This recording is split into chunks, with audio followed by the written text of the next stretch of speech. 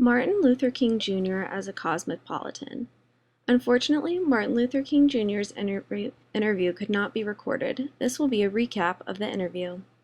In a time when people of color were thought of as different, Martin Luther King Jr. believed that he could help make a difference.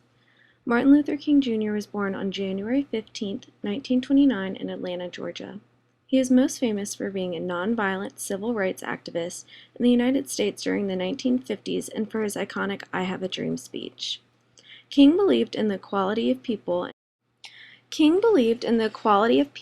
nonviolent disobedience. Men and women everywhere, regardless of color or creed, are equal members of the human family.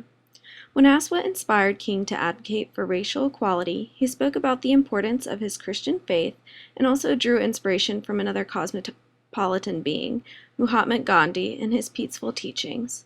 King spoke about the power of words and his use of nonviolent resistance, such as protests, grassroots organizing, and civil disobedience. I asked King to describe some of his most important accomplishments. Listed are the moments he felt truly made a difference. The March on Washington helped to lead over 200,000 people to the Lincoln Memorial. This march was a crucial factor in helping to pass the Civil Rights Act. The Montgomery bus boycott was when Rosa Parks was arrested for refusing to give up her seat.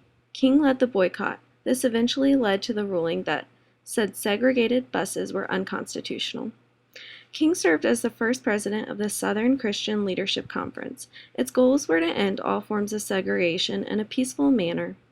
When asked what King wanted to leave behind in the world, he said, "I'd like for somebody to say that Martin Luther King Jr. tried to love somebody."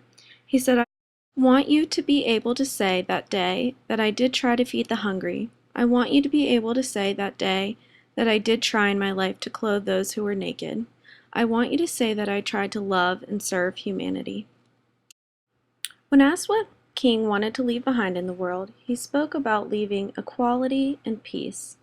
When we look at a modern man, we have to face the fact that modern man suffers from a kind of poverty of the spirit, which stands in glaring contrast with a scientific and technological abundance. We've learned to fly the air as birds, we've learned to swim the seas as fish, yet we haven't learned to walk the earth as brothers and sisters. Martin Luther King Jr. was assassinated in Memphis in spring 1968 by James Earl Ray. His impact on the world, and especially the United States, is remembered every year on his birthday, January 15th. The national holiday is an annual opportunity to reflect on the two values he dedicated his life to advancing: equality and nonviolence.